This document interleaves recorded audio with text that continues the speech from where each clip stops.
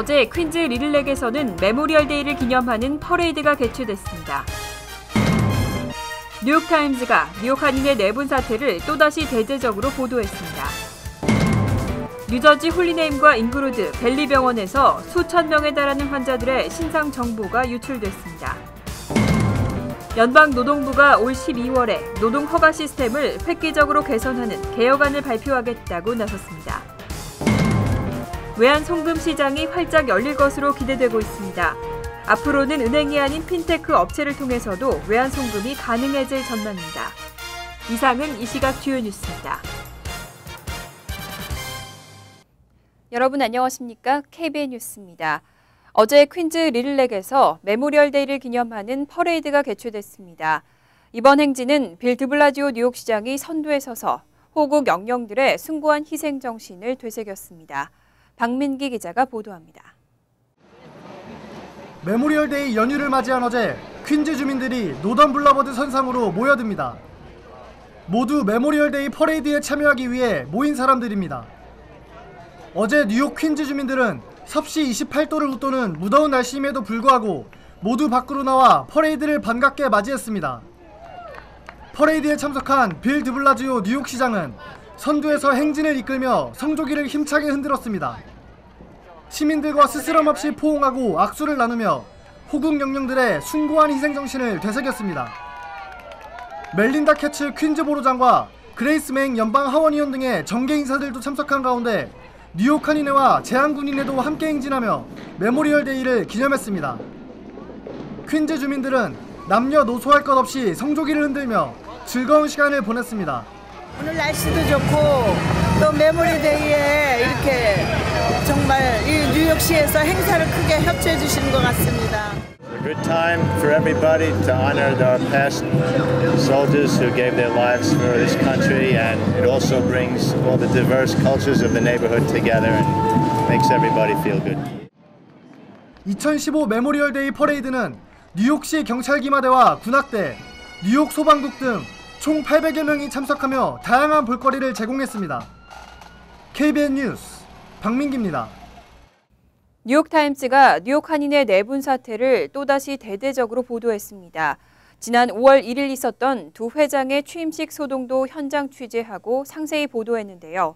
무너진 한인회 위상이 우려됩니다. 뉴욕타임즈는 메모리얼 데이인 25일 뉴욕 지역 온라인 탑뉴스로 뉴욕 한인회 분규 사태 후속 기사를 게재했습니다. 신문은 민승기 회장과 김민선 회장 모두 자신이 뉴욕 한인 회장이라고 밝히고 다른 쪽은 사기꾼이라고 주장하고 있다며 두 회장 모두 이 상황에 불만을 갖고 있다고 보도했습니다. 또 김민선 회장의 후보 자격 박탈부터 민승기 회장 탄핵, 뉴욕 한인회 정상화위원회의 회관 무단 침입, 각종 고소 고발건 등을 자세히 설명했습니다. 특히 지난 5월 1일 맨하탄 뉴욕 한인회관에서 벌어진 민승기 회장과 김민선 회장의 뉴욕 한인회 취임식 과정의 소동을 현장 취재하고 상세히 묘사했습니다. 신문은 1960년 설립된 뉴욕 한인회는 뉴욕 한인사회에서 가장 오래된 단체 중 하나로 한때는 한인 이민자들의 통합을 도왔다고 밝혔습니다. 하지만 그 중요도가 점점 쇠퇴하고 있다며 이제는 무급 회장을 선출하는 의례적 기능에 머무르고 있다고 지적했습니다. 홀리네임 병원과 잉그루드 병원, 벨리 병원은 뉴저지에서 한인들이 많이 이용하는 대형 병원들이죠. 그런데 이 세 곳 병원에서 수천 명에 달하는 환자들의 신상 정보가 유출됐습니다. 정확한 피해 내용도 확인되지 않아서 한인들의 우려가 커지고 있습니다. 티넥의 홀리네임 병원과 잉그루드 병원, 리치우드의 벨리 병원 등 세 개 병원의 의료비 청구를 대행하는 메디컬 매니지먼트사는 최근 수천 명의 환자들에게 개인정보 유출 가능성을 경고하는 서한을 발송했습니다.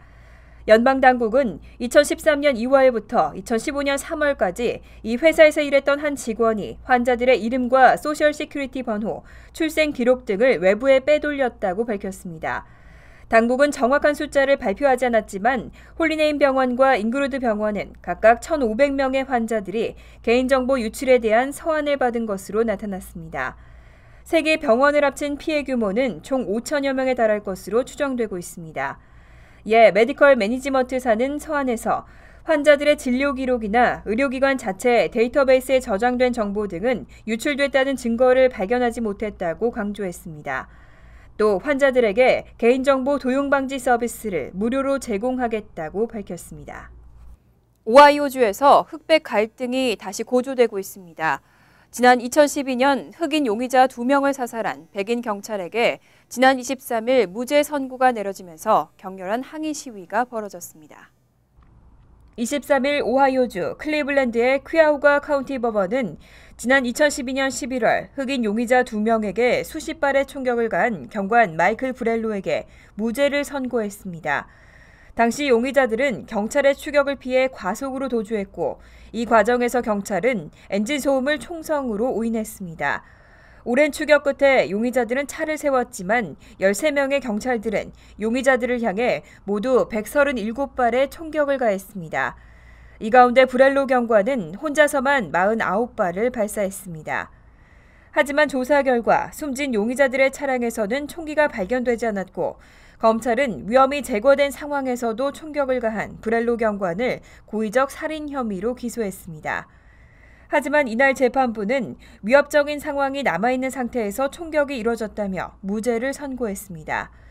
판결이 나온 직후부터 유가족과 흑인들의 항의 시위가 밤늦게까지 계속되면서 경찰은 과격한 행위를 하거나 해산 명령을 거부한 사람들을 무더기로 체포했습니다.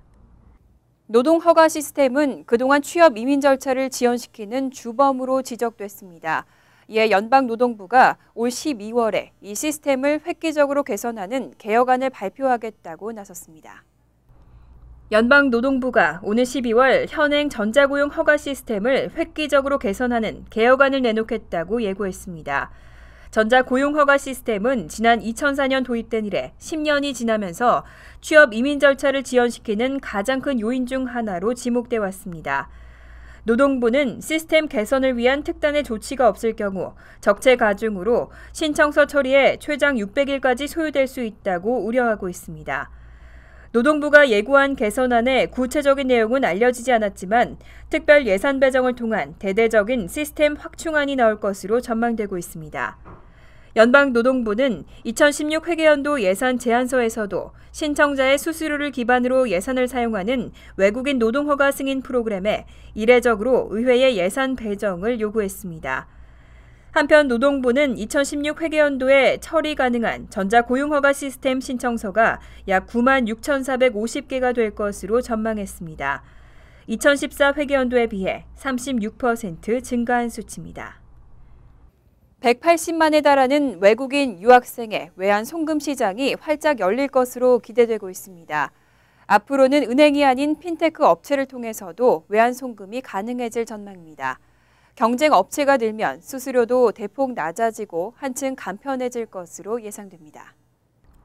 한국기획재정부는 외환 송금을 포함해 그동안 은행에만 허용했던 외환 업무 상당 부분을 비은행권에 개방하는 등 외환거래 관련 규제를 대폭 완화하기로 했다고 밝혔습니다. 정부는 우선 소액의 외화 송금, 수취 업무를 하는 외환 송금업 도입을 검토 중인 것으로 알려졌습니다. 현행 외국권 거래법상 외환 송금은 은행의 고유 업무지만 외환 송금업 면허를 취득하는 사업자라면 앞으로 누구나 관련 영업을 할 수 있도록 한다는 방침입니다. 이에 따라 핀테크 업체가 외환 송금업자가 되면 카카오톡이나 라인 등 모바일 앱을 통해서도 간편하게 외국으로 돈을 보낼 수 있게 됩니다. 외환 송금 문호 개방으로 송금 수수료 인하도 기대되고 있습니다. 한국 내 영업을 준비하는 핀테크 업체들은 외화 송금 서비스 수수료를 시중은행의 10분의 1 수준으로 제시하고 있습니다. 하지만 정부는 외환 송금업자의 송금 범위를 개인 간 소액 거래로 제한할 것으로 전망되고 있습니다. 지난 3월부터 시행에 들어간 새 표준시험은 무려 11시간에 달하는 시험 시간 때문에도 반대 목소리가 높았는데요. 내년부터 수학 시험은 약 60분, 영어는 약 30분 정도가 줄어들 것으로 전망되고 있습니다. 새 표준시험위원회는 내년부터 새 표준시험의 시간을 단축하기로 결정했다고 밝혔습니다. 지난 3월 3에서 11학년을 대상으로 첫 시행에 들어간 새 표준시험의 시험 시간은 기존의 2배 정도인 10시간에서 11시간가량이 소요됐습니다. 이에 교사와 학부모들은 크게 반발하면서 지나치게 긴 시험 시간으로 뺏기는 수업 시간이 많다고 지적해왔습니다.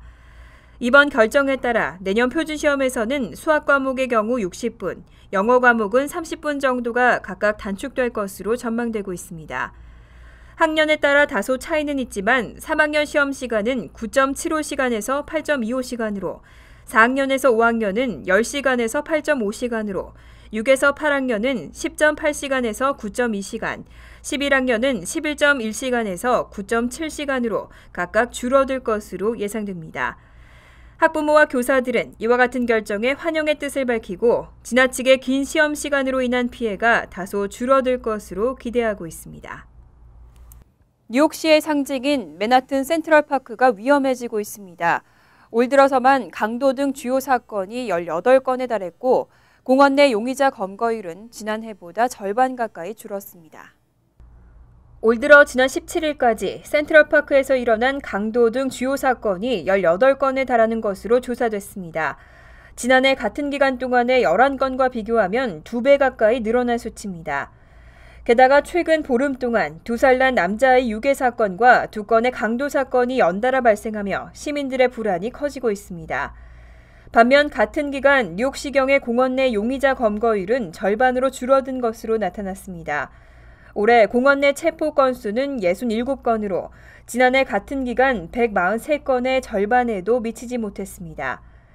최근 이처럼 센트럴파크 내에서 강도와 유괴 등 강력 사건이 잇따라 발생하면서 빌 브렌튼 뉴욕 시경국장은 공원 내 순찰을 강화하는 방식으로 범죄 예방 활동에 주력하겠다고 밝혔습니다. 평균 수명이 늘어나면서 최근 노년층의 빈곤율이 갈수록 높아지고 있는데요. 이 빈곤율도 인종별로 차이를 보였습니다. 이 가운데 아시안 노인은 4명 중 1명꼴로 빈곤층인 것으로 조사됐습니다. 뉴욕주 커뮤니티 행동 연대 자료를 토대로 한 보고서에 따르면 아시안 노인 빈곤율은 25.6%로 히스패닉 30%에 이어 두 번째를 기록했습니다. 흑인은 20.1%, 백인은 15.1%로 나타났습니다. 빈곤층의 기준은 1인 가구 경우 연소득 11,354달러 이하, 2인 가구 14,324달러 이하에 해당합니다. 보고서는 빈곤층 노인들이 당장 끼니를 걱정하며 약을 처방받거나 의사를 찾을 비용도 없이 고통받고 있다며 구조적인 해결책이 필요하다고 강조했습니다.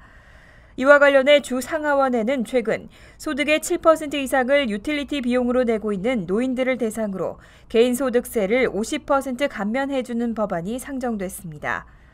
한편 미 은퇴자협회도 뉴욕주는 높은 세금과 생활비로 인해 은퇴한 노인들이 기피하는 주 2위에 해당한다며 노인 빈곤 문제 해결을 위해 이 법안을 지지한다고 밝혔습니다. 잠시 후 KBN 뉴스가 계속됩니다.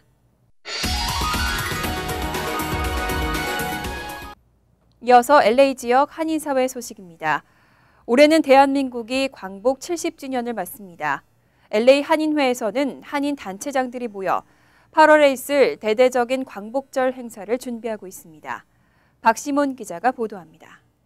오늘 오후 LA 한인회관에서는 한인 단체장들이 모여 광복절에 있을 행사들에 대한 논의를 가졌습니다. 한인 단체장들은 오는 7월 15일부터 프로그램들을 만들어 광복절까지 진행하겠다는 계획입니다. 우리가 우리를 서로 자축하는 것도 있지만 보이지 않는 우리 한인 동포들의 파워를 미국 사회에 다시 한번 알리는 것도 굉장히 도움이 될 것 같습니다. 글짓기 대회를 비롯해 그림 공모전, 스피치 컨테스트, 합창 경연대회 등 한인이면 누구나 참가할 수 있는 프로그램들을 위주로 기획하고 있습니다. 이 밖에도 배드민턴, 테니스, 족구대회 등 각종 스포츠 대회도 준비하게 됩니다. 이와 함께 이민 선조들인 독립유공자들을 위한 기념비를 제작하게 되며 기념비에 대한 디자인 공모전도 실시하게 됩니다. 미주 한인의 그 자랑스러운 유산이 사람들한테 기억이 되게끔 하고 그것이 우리 자라나는 세대들의 정체성을 확립하는 데 도움을 주려면 적어도 우리가 보고 만질 수 있는 무언가는 있어야 되지 않겠냐는 생각을 했거든요. 또 대학생들을 대상으로 광복절 관련 독립영화제도 개최할 계획이며 특별 사진전, 축하 공연 등이 이루어지게 됩니다. 30여 개의 단체들이 함께하게 되는 이번 광복절 행사는 누구나 참여할 수 있으며 자세한 문의는 LA 한인회로 연락하시면 됩니다. MBC 뉴스 박시몬입니다. 월드리포트입니다. 최근 동남아시아 노예 어부들의 충격적인 실상이 잇따라 드러났습니다. 아직도 3,000명이 넘는 노예 어부들이 감금된 채 강제 노역에 시달리고 있습니다.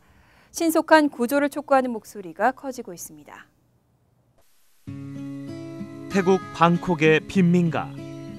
70대 노부부가 7년간 소식이 없던 아들과 전화 통화를 하고 있습니다. 죽은 줄만 알았던 아들의 생존 소식에 목이 메일 뿐입니다. I thought he was dead. We were sitting and thinking. He just disappeared. Never showed up. Perhaps he's dead. 아들은 7년 동안 인도네시아에서 노예 어부 생활을 해온 것으로 드러났습니다. 인도네시아의 벤지나 섬. 10여 명의 남성들이 녹슨 쇠창살 안에 감금된 채 살아가고 있습니다. 이들이 바로 최근 그 실태가 드러나기 시작한 동남아시아의 노예 어부들입니다.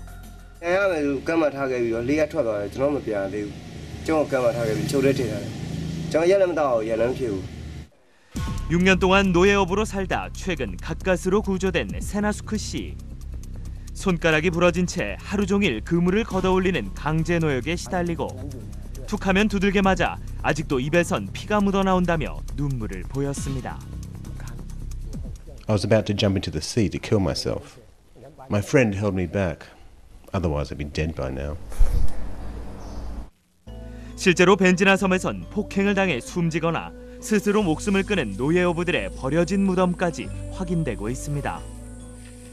그나마 지난달부터 언론 보도를 통해 생지옥과 다름없는 노예 어부의 삶이 알려지면서 구조가 이루어지고 있지만 아직은 역부족인 상황. ที่นั่นปรากฏว่ามันจำนวนมากอย่างที่เบจิน่าเนี่ยเราเจอเกือบ60หลุมศพแล้วก็ภายในเวลาสั้น 여전히 감금돼 있는 노예 어부만 3,000명이 넘을 것으로 추정되는 만큼 국제사회의 신속한 대처가 필요하다는 목소리가 커지고 있습니다.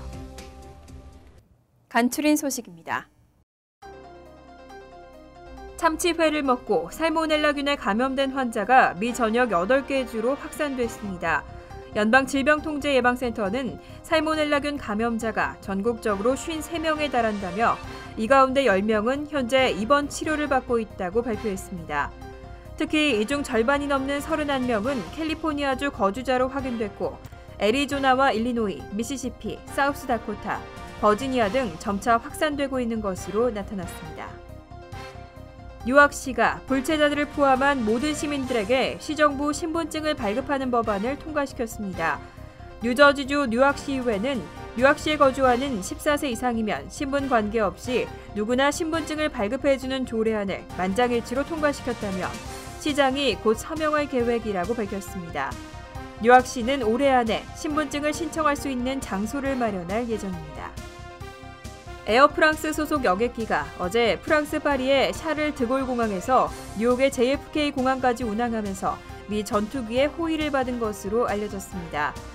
연방수사국은 어제 메릴랜드주 경찰 폭발물 센터로부터 해당 여객기 탑승객들에 대한 익명의 협박 전화를 보고받고 이와 같은 조치를 취했습니다. 하지만 착륙 후 보안 검색에서 아무런 문제가 없는 것으로 확인됐습니다. 뉴욕시경은 22일 오전 8시 25분께 브롱스에서 14세 소년이 괴한이 쏜 총에 맞아 사망하는 사건이 발생했다고 밝혔습니다. 소년은 괴한이 발사한 3발의 총탄이 머리를 관통하면서 현장에서 숨졌습니다. 또 24일에는 역시 브롱스에서 7세 소녀가 길을 건너다 뺑소니 승용차에 치여 중태에 빠졌고 24일 오후에는 브루클린에서 54세 남성이 아파트 안에서 칼에 수차례 찔려 사망한 채 발견됐습니다. 환율과 증권 소식입니다.